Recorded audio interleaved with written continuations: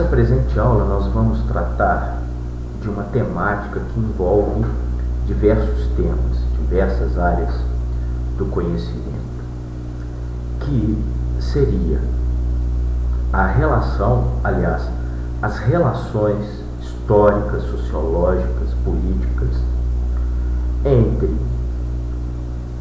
o catolicismo, né, e as diversas manifestações conservadoras, né, a respeito do mundo, filosofias conservadoras e coisas afins, né? Por que eu estou fazendo esse vídeo? Por algumas razões. Primeiro, que agora na reta final das eleições para presidente da República no Brasil, começou-se a debater a questão ou não, né, da liberação do aborto. E isso ficou evidenciado, né, nesse jogo de cintura falseado dos principais candidatos quando indagados sobre o tema. Ou seja, mesmo aqueles candidatos que por linha ideológica apoiam a liberalização do aborto, como é o caso do Partido dos Trabalhadores, mesmo assim, ele se esquiva da questão e não se posiciona de maneira clara. Ao mesmo tempo que aquelas pessoas cuja ideologia dizem ser, né, contrária à liberalização do aborto, no caso, o Partido Verde lá com a sua candidata, ao mesmo tempo ela, sabedora, né, aliás, nós sabemos que ela é cristã e evangélica, protestante, mesmo assim, ela não defende, né, de maneira clara também ser contra, ela não se posiciona de maneira clara. Ela joga para a galera quando ela fala em decisão plebiscitária, é o plebiscito. Ou seja, na reta final de uma campanha presidencial, os candidatos estão sendo indagados em questões morais. Questões morais que possuem uma tênue relação com a religiosidade. Visto que a religiosidade ou a religião, principalmente quando tratada de forma institucionalizada, ela busca impor a sua moral, os seus argumentos morais, como válido para toda a sociedade, tentando, de alguma maneira, criminalizar aqueles que pensam diferente, visto a sua posição de nítida intolerância. Então, essas questões, inclusive há uma discussão agora recente do apoio ou não, né, da igreja lá do pastor Silas Malafaia, que possui, que compra horários nas redes de televisões. Ele inicialmente apoiava a Marina Silva, agora ele quer apoiar José Serra, e as coisas são meio nebulosas nesse campo, mas demonstram claramente uma evidência de que a religião institucionalizada, né, não a religião como crença individual, como elemento da cultura, ok? Mas a religião como instituição e as suas relações íntimas com o poder. E isso é vislumbrado historicamente de uma maneira muito clara quando nós tratamos do catolicismo. Por que o catolicismo? Primeiro, porque o cristianismo ainda é, em termos absolutos, a religião que possui o maior número de fiéis no mundo. Contudo, se nós separarmos as diversas formas de cristianismo, aí o islamismo seria a que teria a religião, né, que teria o maior número de fiéis. Mas, pegando no conjunto, o cristianismo ainda é a maior religião em termos absolutos de fiéis. No caso brasileiro, o catolicismo ainda apesar do crescimento acentuado nas últimas décadas do protestantismo, o catolicismo ainda é a religião que continua, né, sendo de maioria o povo brasileiro e em especial o povo latino-americano, exceção feita a Europa. A Europa hoje você tem um boom, né, do ceticismo, do ateísmo, do agnosticismo e até do islamismo em alguns recantos do continente europeu. Pois bem, fora isso, a Igreja Católica ela tem uma história longa e uma história de 2000 anos e uma história praticamente atrelada à construção, consolidação do Império Romano, ok? Excetuando boa parte dos primeiros imperadores romanos da dinastia Júlio-Claudiana, mas nos derradeiros momentos do Império Romano, o cristianismo acaba se tornando religião oficial do Império, com Teodósio. E, obviamente, a importância de Constantino I, que foi o primeiro imperador romano a liberalizar, a aceitar a crença no cristianismo dentro do Império.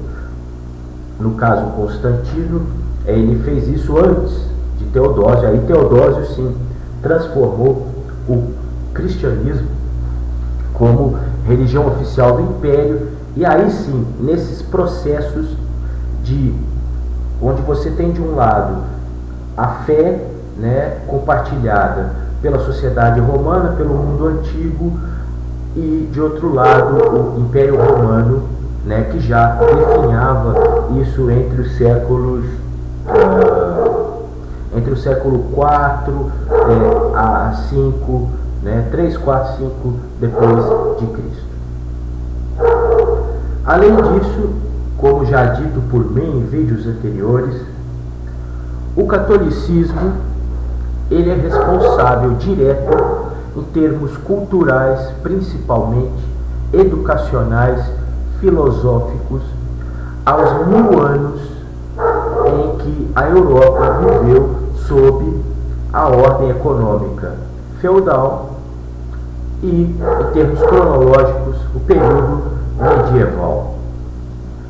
E nesse período medieval, onde essa igreja romana, né, dita católica, ela vai se impor perante a sociedade europeia, perante o mundo ocidental da época, como força política, como maior força política e até maior força econômica, detendo 1/3 das terras europeias. E como todo instrumento político, como todo instrumento que se apresenta como imperialista, porque a igreja medieval ela é imperialista, ela vai se utilizar do instrumento básico de dominação. O instrumento básico de dominação é a violência. Como, em termos argumentativos, era difícil justificar aquela violência a partir da igreja, a igreja vai, obviamente, fazer maquinações, acordos com os ditos braços seculares, que seriam a nobreza europeia, as monarquias europeias, ok? Que vão fazer um trabalho sujo de executar os inimigos da fé cristã durante a Idade Média. Além disso, o catolicismo fechou os olhos no início do século XX perante a ascensão do nazifascismo. Nazifascismo, fenômenos político-autoritários iniciados na Itália da década de 20 e exacerbados na Alemanha pós-Primeira Guerra Mundial, com o advento do Partido Nacional Socialista, que colocou Adolf Hitler no poder em 1933. Nazismo esse que uma ideologia tão deturpada que misturou ódio político, ódio social, ódio racial, ódio religioso. Daí a solução final, que foi o extermínio de judeus em campos de concentração, sob conhecimento do Papa da época. Muitos dizendo, inclusive, que era o Papa de Hitler, né? Inclusive saíram trens de Roma levando judeus para Auschwitz, e isso é provado.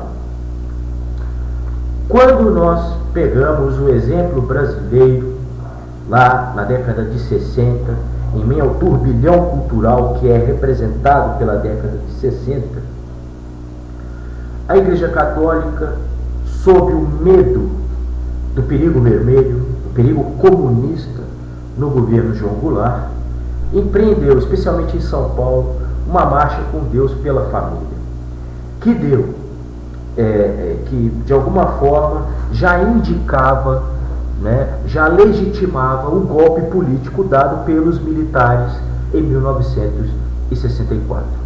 E a Igreja Católica, ela só virou as costas para esse pessoal, né, quando ela mesma, dentro de seus setores mais progressistas, começou a sofrer nas mãos dos porões do regime, da tortura, como por exemplo o padre, né, basta vocês lerem o livro Batismo de Sangue, que conta bem, né, as violências sofridas, né, pelos monges, né, brasileiros aqui em meu regime.